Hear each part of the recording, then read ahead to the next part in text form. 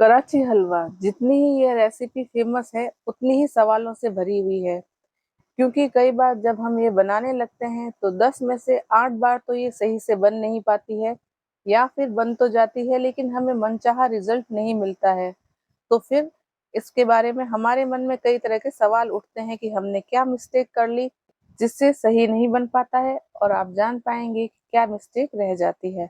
इससे पहले भी हमने अपने चैनल पर कराची हलवा की रेसिपी अपलोड की है जिस पर 2 मिलियन प्लस व्यू भी आए हैं और आपने बहुत ही अच्छा रिस्पॉन्स भी दिया है। तो आज की वीडियो में रेसिपी पे सिर्फ फोकस ना करते हुए उन मिस्टेक्स पर फोकस करेंगे जो आप करते हैं जिसके कारण आपका हलवा सही नहीं बन पाता। तो बिना स्किप किए वीडियो को शुरू से लेकर एंड तक पूरा देखना, जिससे आप बिना किसी मिस्टेक के कराची हलवा परफेक्ट बना पाएं। तो इसे बनाने के लिए हमने एक मिक्सिंग बोल में 1 कप कॉर्नफ्लावर लिया है और नाप से देखेंगे तो ये 120 ग्राम है, और इसका 3 गुना हम पानी डालेंगे, यानी कि 3 कप पानी हम इसमें डाल रहे हैं और ये 750 ml पानी है। अब इस मिक्सचर को हम अच्छी तरह से लम्प फ्री होने तक घोल लेंगे और फिर इसे साइड में रख लेंगे। तो अब सबसे पहला सवाल यहाँ उठता है कि कॉर्नफ्लावर और अरारोट सेम है या अलग अलग है। तो यह बिल्कुल अलग अलग है। कई लोग कॉर्नफ्लावर और अरारोट को एक ही समझ लेते हैं, तो यह समझने की आप भी गलती ना करें, क्योंकि अरारोट एक पेड़ या पौधे की जड़ों से बनता है और कॉर्नफ्लावर है जो मक्की से बनता है। तो आप अरारोट या कॉर्नफ्लावर दोनों में से कोई भी चीज ले सकते हैं। और अब हम एक भारी तले का पैन गैस बर्नर पर चढ़ा देते हैं जिसमें हलवा बनाना है। तो हमने यहाँ पर 2 कप चीनी ली है और वजन में यह 500 ग्राम चीनी है। क्योंकि हमें हलवा कम मीठा चाहिए था तो 500 ग्राम चीनी डाल ली है और इसके अंदर हम 1 कप पानी डालेंगे। तो यहाँ पर ध्यान रखने की बात यह है कि अगर आप कम मीठा पसंद करते हैं तो आप इतनी ही चीनी डालें, लेकिन अगर आपको मीठा ज़्यादा पसंद है तो चीनी ज़्यादा लें। और दूसरा कारण यह भी है कि ज़्यादा स्ट्रेची हलवा बनाने के लिए चीनी का ज़्यादा इस्तेमाल होता है। अगर आपने इतनी चीनी ली या इससे कम ली तो आपका हलवा ज़्यादा स्ट्रेची नहीं बन पाएगा। तो यहाँ पर इस चीज़ का भी आपको ध्यान रखना है। और चीनी के घुलने तक हम इसे पका लेते हैं। और जब चीनी घुल जाएगी तो हमने जो कॉर्नफ्लावर का मिक्सचर बना के रखा था वो इसके अंदर डाल लेंगे और मीडियम फ्लेम पर लगातार चलाते हुए इसे पकाते रहेंगे। तो जब हम इसमें कॉर्नफ्लावर डाल लेते हैं तो हमें इसे चलाते रहना है, छोड़ना बिल्कुल भी नहीं है, नहीं तो ये तले में लगेगा और इसकी गांठें बन जाएगी। तो धीरे धीरे चलाते हुए हम पकाएंगे तो ये धीरे धीरे गाढ़ा होने लगेगा और ग्लॉसी होने लगेगा। अब हम इसके अंदर नींबू सर डालेंगे, यानी कि साइट्रिक एसिड। आप इसकी जगह नींबू का रस भी ले सकते हैं। तो साइट्रिक एसिड दिखने में इस तरह का दानेदार होता है और ये चीनी जैसा दिखाई देता है, कभी कभी ये थोड़ा बारीक भी होता है। तो हम सिर्फ 4-5 दाने ही लेंगे और इसे पानी में घोलकर इसके अंदर डालेंगे। तो इसके डालने का कारण यही है कि चीनी का क्रिस्टलाइजेशन नहीं होगा हलवे के अंदर। तो आप नींबू का रस या साइट्रिक एसिड कोई भी चीज ले सकते हैं। और इसके बाद बारी आती है इसमें घी मिलाने की। तो घी हमने यहाँ पर आज वनस्पति लिया है। कई हमारे व्यूअर्स हैं जो यह क्वेश्चन करते हैं कि क्या हम इसके अंदर वनस्पति घी या तेल डाल सकते हैं। तो आपको हम बता देते हैं कि आप या तो देसी घी लें या फिर वनस्पति डालडा घी ले सकते हैं, लेकिन आप इसमें तेल का इस्तेमाल बिल्कुल ना करिएगा, क्योंकि तेल से ये हलवा नहीं बनेगा।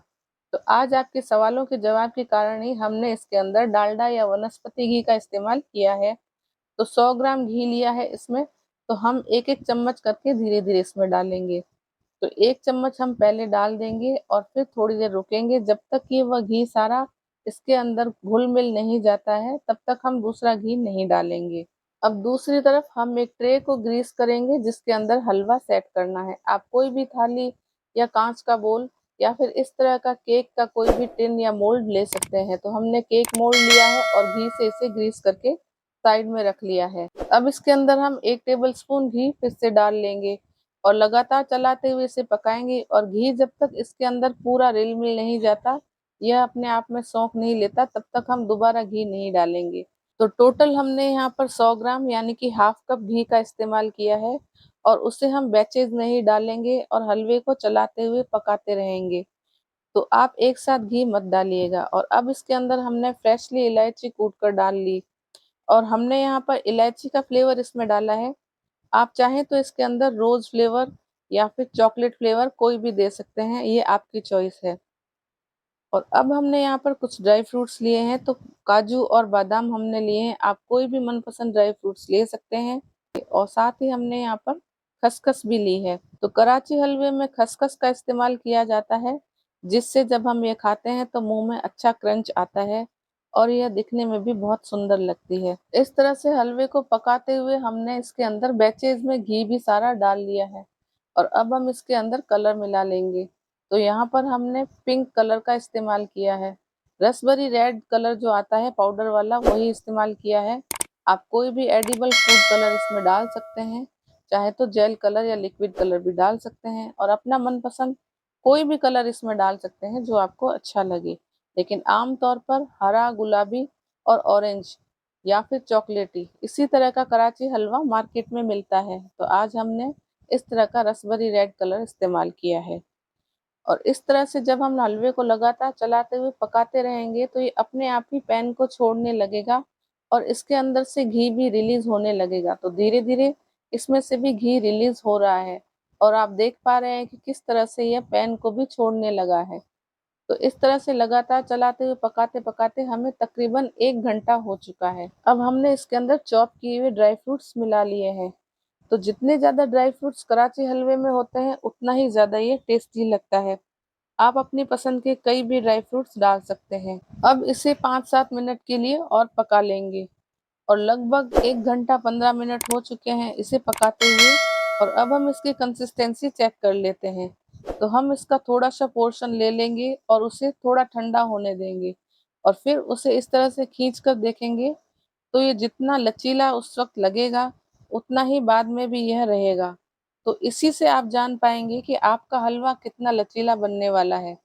यही निशानी है इसे चेक करने की कि ये कितना स्ट्रेची होने वाला है। और दूसरा मेन कारण ये भी है कि इसके अंदर चीनी ज़्यादा होगी तभी ये स्ट्रेची बन पाएगा, क्योंकि चीनी ज़्यादा होने से वो कैरेमलाइज होती रहेगी।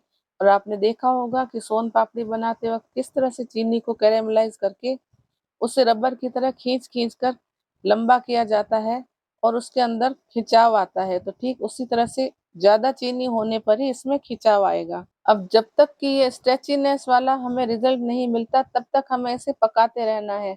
तो हम ये सोचने लग जाते हैं कि अब कितनी देर और, कितनी देर और, लेकिन यही है स्थिति इसे जांचने की। तो अब हमारी वह स्थिति आ चुकी है कि हमें लग रहा है कि इतना सफिशिएंट है। तो अब ज्यादा देर ना करते हुए हम इसे अपने तैयार किए हुए मोल्ड में ट्रांसफर कर लेंगे और ऊपर से इसके अंदर मनपसंद ड्राई फ्रूट गार्निश कर सकते हैं आप।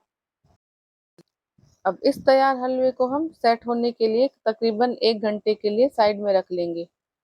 अब 1 से 1.5 घंटा हो चुका है और इसे हम डिमोल्ड कर लेते हैं किसी प्लेट के अंदर। तो आप देख पा रहे हैं कि कितनी आसानी से यह सांचे में से बाहर निकल गया है, क्योंकि इसके अंदर घी बहुत ज़्यादा था और वह सारा रिलीज हो गया था। और अब आप क्या करेंगे कि इसके मनपसंद आकार में टुकड़े काट लें। तो लीजिए, कराची हलवा बनकर बिल्कुल तैयार है। और आज के इस वीडियो में हमने डिटेल में जाना कि आम तौर पर हम किस तरह की मिस्टेक्स करते हैं जिससे हम रिजल्ट से सेटिस्फाई नहीं हो पाते हैं, और क्या क्या हमें यहाँ पर करना चाहिए और क्या नहीं करना चाहिए। ये सारी जानकारियाँ आज के वीडियो में हमने जान ली है। इससे पहले भी हमने अपने चैनल पर कराची हलवे की रेसिपीज अपलोड कर रखी है, तो आप उनका लिंक डिस्क्रिप्शन बॉक्स में चेक कर सकते हैं।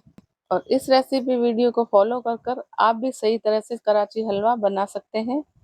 और अब जाने से पहले रेसिपी वीडियो को ढेर सारा शेयर और लाइक करना बिल्कुल ना भूलें। और इसी तरह की मज़ेदार रेसिपीज जानने के लिए आज ही हमारे चैनल को सब्सक्राइब करके बेल आइकन को ज़रूर प्रेस करें।